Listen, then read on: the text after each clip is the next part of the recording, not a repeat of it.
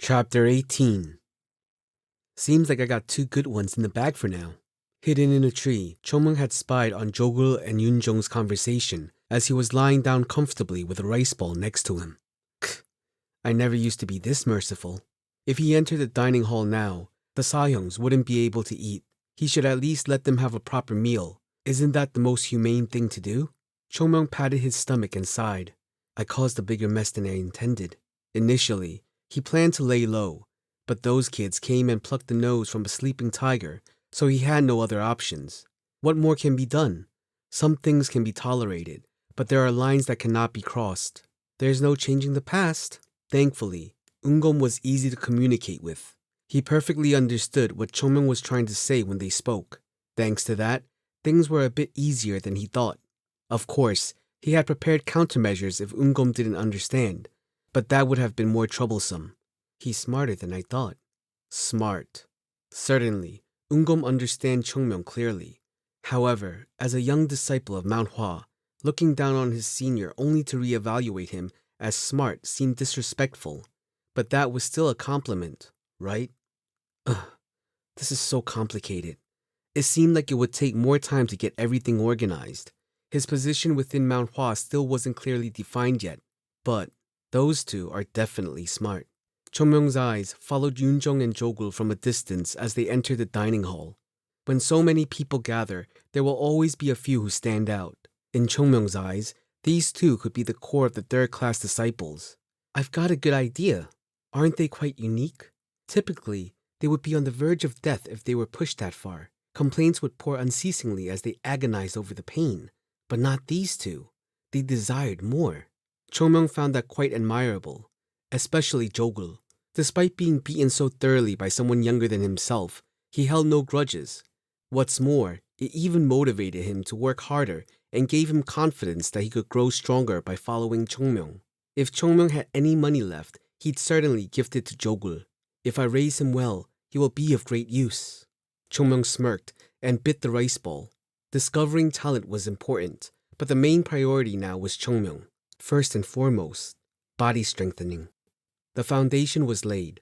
There was still a long way to go, but it can be said that the most dangerous section has been passed.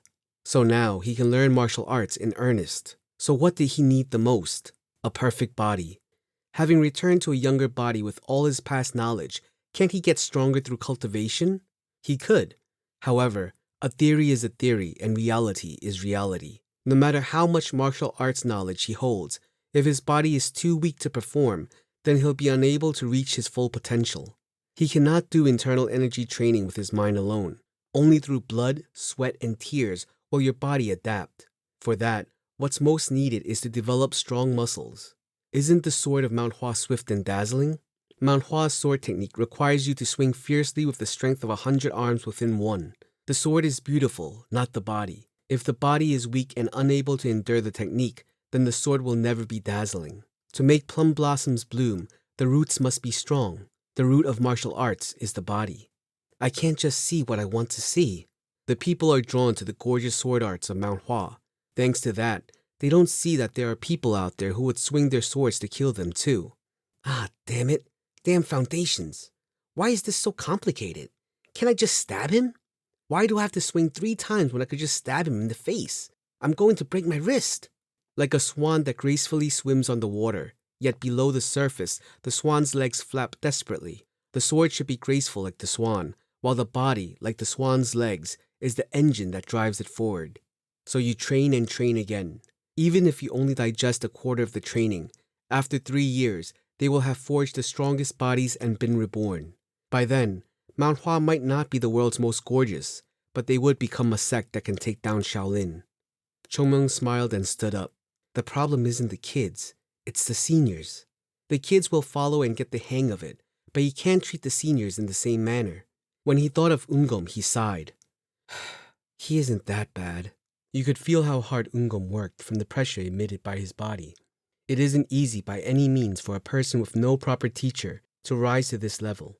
If he can receive the right instructions before it's too late, he will be a good swordsman. But how do I give it to him?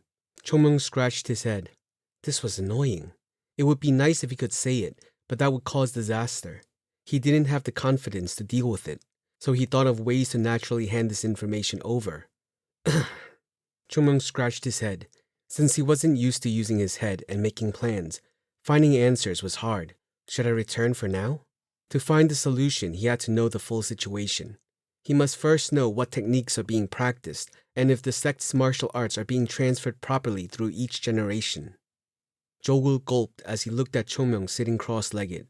Maybe I was wrong. Get stronger. Train. That all sounded good and he liked it. But to do that, he would have to live with this guy. Can I handle this? The more he let his thoughts run free, the more it felt like something was wrong. So, yes. There's no need to be tense, Sahyung. Huh? Is that everything? Yes. You can just speak casually. Yep. Chung Myeong frowned, looking at Jogul, writhing uncomfortably. This is really all that you have? It is. Really? You can You know what? Forget it. Do as you please. Once he gets more comfortable around him, Jogul can naturally change how he speaks. Chung Myeong grabbed his head and looked at the paper. So these are all the martial arts being taught? Jogul nodded his head. Huh. I'm gonna go crazy. Chung Myeong moved a little as he stretched his body. What is he doing? He suddenly called Jogul over and had him write a list of all the martial arts taught here. Once he received the list, Chung Myeong seemed to lose his mind. This is all? He kept reciting the same line again and again like a parrot. Sasuk had previously taught us that you need to make sacrifices to become strong. But it seemed like this kid even threw away his sanity. Sahyung, yes. Isn't there anything other than this? Is there possibly a restriction on what Sahyung can learn? We aren't allowed to read the techniques, but just seeing them is fine. That's all. Chung Myeong looked at the paper again. He had guessed it to some extent when he heard that the sect no longer had their sword techniques and replaced them with worthless ones. But this was too serious. No, what good would these do? Not a single thing on the list would help them. Were these old people deliberately trying to ruin Mount Hua? So you are saying that now the Tai Flummox sword is being taught? You know that already. Chung Myeong scratched his head. This is more serious than I thought. Having people around was indeed more important than having martial arts books. But is that all? What good are people if they don't know how to use? Even if they held swords, these people would be beaten while their enemies used tree branches. Tai Flummox sword didn't meet Chung Myeong's standards. If only we had the Seven Blossom sword, then Mount Hua wouldn't be like this. The more he thought, the more trouble he felt. Chung Myeong tried to calm his raging mind when Jogul suddenly spoke. From what I heard. Huh? Chung Myeong didn't even ask, but he spoke on his own accord. When the demonic cult attacked, the West Building was set on fire. A fire in the West Building? No, rather than that. The demonic cult invaded? What did the demonic cult attack Mount Hua for? Wasn't their heavenly demon dead? Jogul then asked, Do you know of the Plum Blossom Swordsman? I know. He knew very well, because no one knows him as well as himself. Sasuk said that the Plum Blossom Swordsman helped kill the heavenly demon. Helped? He beheaded that bastard, not helped. Chung Myeong's face brightened a little as his disciples knew about him. That's what was said. What? The Plum Blossom Swordsman killed that demon. Huh? Who said that? What do you mean who? What? Chung Myeong tilted his head. What? Wait a second. It is impossible to say, because everyone on that mountain had died at that time. No one knows who killed the heavenly demon. Right, they all died. Chung Myeong was the last one standing before he finally severed the heavenly demon's head. So, no one saw.